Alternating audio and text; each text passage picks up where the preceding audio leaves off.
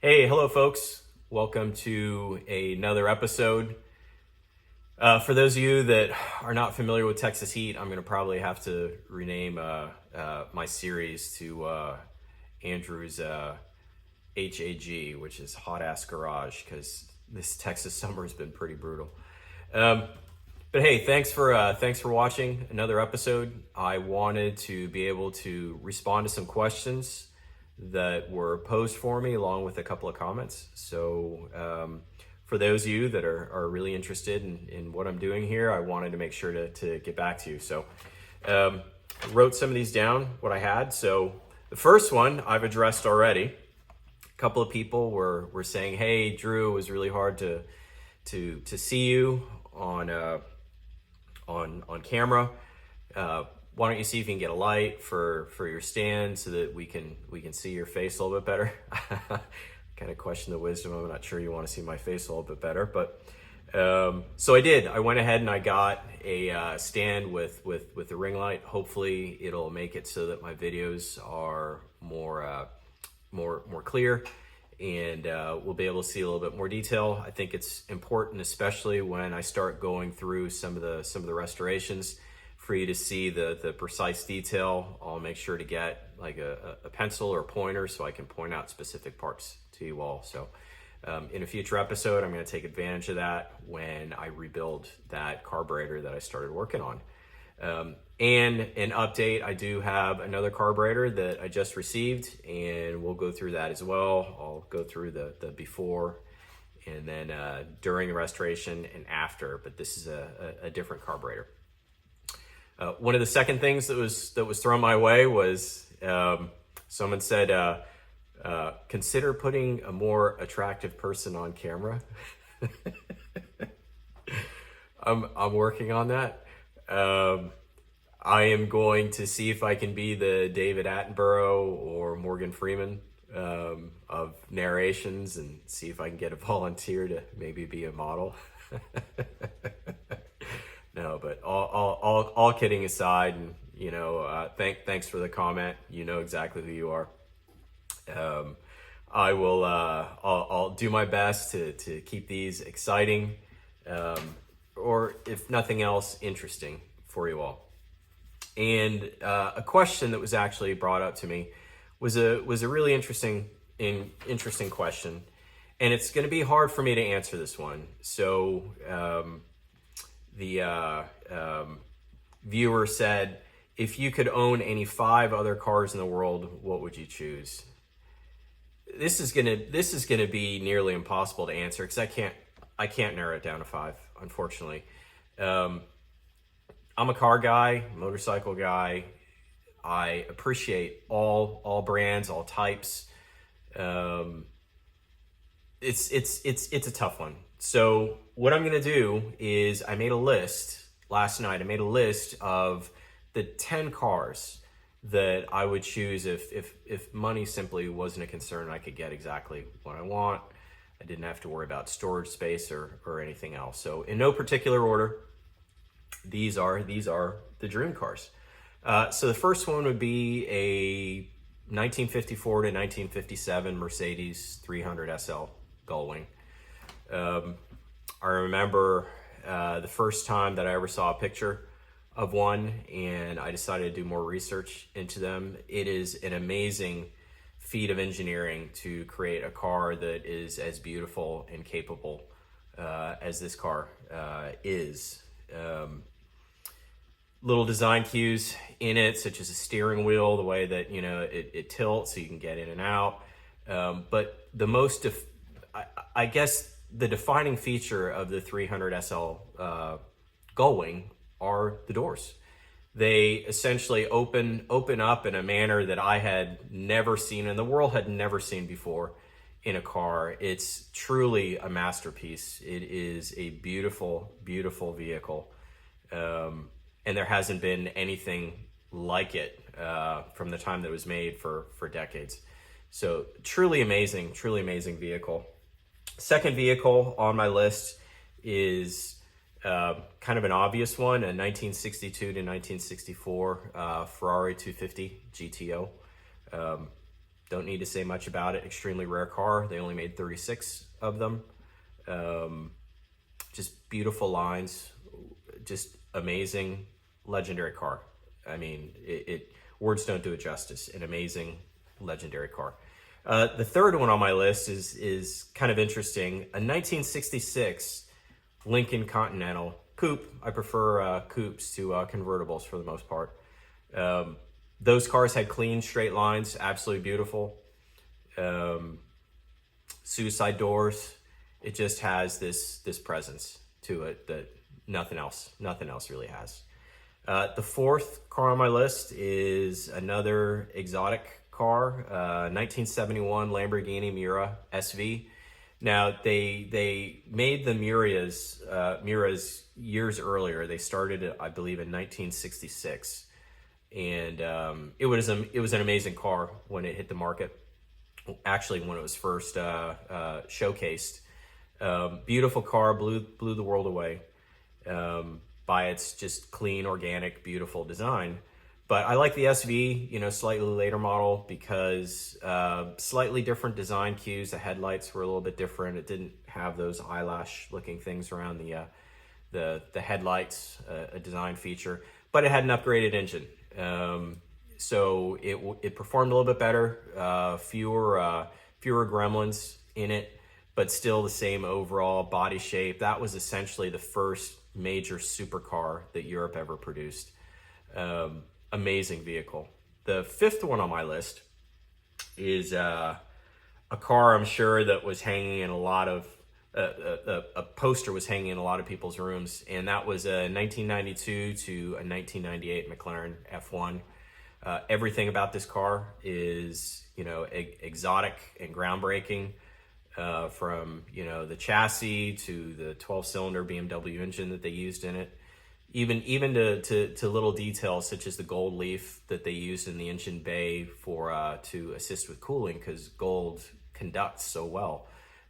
Every little detail on this vehicle was so well thought out, and it was the fastest vehicle, production vehicle in the world for many years, and still remains one of the fastest cars ever in the history of production cars. It is an amazing vehicle, and again, it even has butterfly doors that are beautiful when they open. Truly an exotic and amazing vehicle. Sixth car on my list is a 1957 Cadillac Eldorado Brougham, which is the higher level model. This car, again, elegant, pure Americana. Absolutely beautiful vehicle. It's less flashy than the 59 that came after it with the giant tail fins. So it's a little bit more subdued, but to me, less is more. It still has the tail fins, but less is more. And I would only get it, just like the Lincoln, black with a white roof on it. Absolutely beautiful. Just the way to go. Seventh car on my list is more of a utilitarian type vehicle. I absolutely love the 1945 to 1950 Dodge Power Wagons. Simple, clean, utilitarian, sturdy. These were the vehicles that helped American farmers and industrial folks after World War II. They were heavily used. Essentially, they were run into the ground. And they were so well made that you could just keep replacing parts on them, and they'd essentially run forever. But with every good car, that really is the rule. If you take good care of it, you can pretty much keep it around forever, so long as it's well made. So that was the seventh car on the list. The eighth car on my list is a 1968 Dodge Charger, and I absolutely love this car for two features. The first, the engine choices. I would love to have a 68 Charger with a 440, or if it's even possible to get a 426 Hemi in it. But that 68 Charger probably has the coolest rear section on any American muscle car ever made. From the it's got these the taillights in the back that just kind of pop out, and then the tail section that the inset is black, so it adds some contrast to the paint color. And then on the side, on the quarter panels, it's got these little flush turn signals that are on there, actually on the quarter panels themselves. It is a stunning rear end on a vehicle. Ninth car on my list is a 1957 Ferrari Testarossa.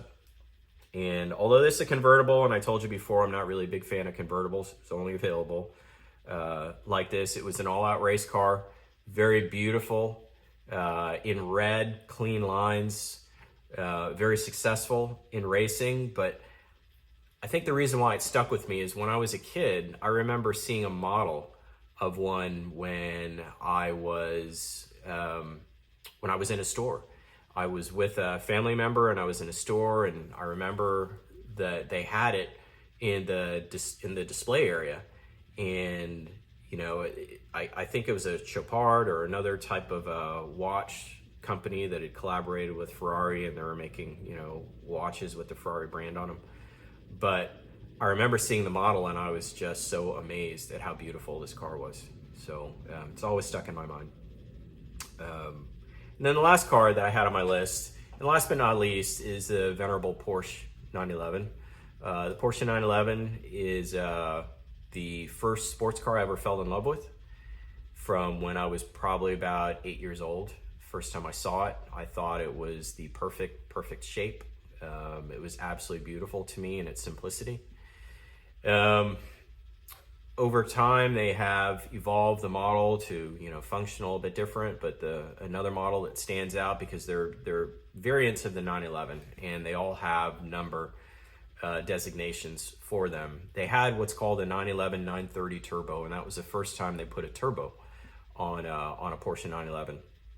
And they nicknamed it the Widowmaker because it had a very narrow power band, but you know, when it hit its peak, when that turbocharger, you know, kicked in, because of the way a Porsche is designed, almost all the weight is in the back over the rear tires. So that creates some handling issues at speed. When, you know, those older generation 911s got up to speed, the front end would get really light because all that weight was in the back. So you'd have great traction when, you know, you first started going, but you know, if you're really up at speed and you know you're going at a good clip and you wanted to corner, that front end is light and you need weight in the front end of your vehicle to be able to turn well. So weight distribution is really important for handling, obviously. And they called them Widowmakers because, you know, they didn't handle so well at speed, but at, you know, lower speeds it was great. Or if you just wanted that adrenaline rush, you know, when, you know, that turbocharger kicked in, I mean, there was nothing like it at the time. Another one of my favorites from the 911 family is the 1990 to 1994. They made what's called the 964 designation for it. And to me, the exterior design of the 964 is prettier to me than all the ones before. And most of the ones after, with exception to the newest 911, which is the 992 variant, which I absolutely love those. Given a choice, I'd probably choose a 911 992 GT3 Touring. And the reason why I would choose the Touring model is I'm not into the big spoilers and the things that, you know, scream, look at me, you know. Those are really cars meant for the racetrack, and I don't like having excess on a car. I believe that, you know, form should follow function, and if it's not a track car, I don't want all the track goodies on it. So I prefer the simplicity of just a touring model. 911 GT3 stick shift, that's the way to go. You know, you may have the paddle shifters that are a little bit quicker, but there's nothing more engaging than driving a stick shift vehicle. You can feel what it's doing. There's just a mechanical connection between the driver and the car.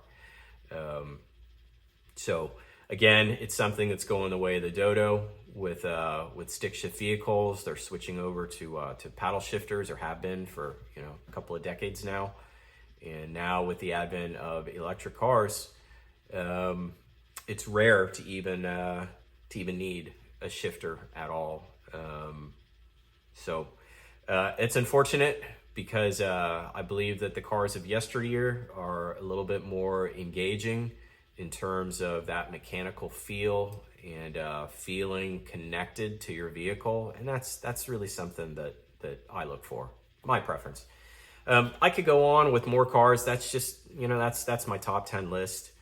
I love old Duesenbergs, the old Mercedes, the pre-war cars. So we're talking about the early models from before World War II. They had some beautiful, beautiful cars. Very elegant cars, probably very expensive and hard to maintain as well, but absolutely gorgeous. GT40 race cars are beautiful. Even things such as the Toyota 2000 GT, that's another beautiful car that really showed the world that Japan can make a great sports car as well. And it was underappreciated at the time, but I think they are becoming a lot more appreciated now when you see the values going through the roof. But I think that brings me back to the point that good design in a car is timeless. And the way that they used to design the cars in yesteryear, and they put so much thought into the look and the feel of the car, and they were going for elegance. And back then there was a lot more of the organic shapes that you would see out of most of the designers. And you also had coach builders back then, so you'd have a particular brand of car. So for example, an Alfa Romeo or a Ferrari or a Maserati, you'd have these coach builders that would come in and they would take that basic car as a template, and then they would customize it for you. You don't see as much of that anymore as you used to back then. Back then you used to have a lot of artisans and custom builders and custom houses that used to take care of your car for you. Coach building was a big thing and very, very profitable industry. But that's gone away too. So anyhow, I wanted to take this time to address some of your questions, comments, and give an update. We're new into this channel. It just got launched a couple of days ago, so I look to make some improvements as we go on. And please keep the comments and questions coming, and I will get back to you as soon as I can. So, with that, stay tuned. Next episode, I'm going to do a little bit on, my personal car that I have, my L78 Corvette, 1965. And we'll also go over the rebuild of one of the carburetors and show you one of the new ones that just came in and what I'll be doing to that. So stay tuned. Have a great day. I'll talk to you all later. Thanks again. Bye, everyone.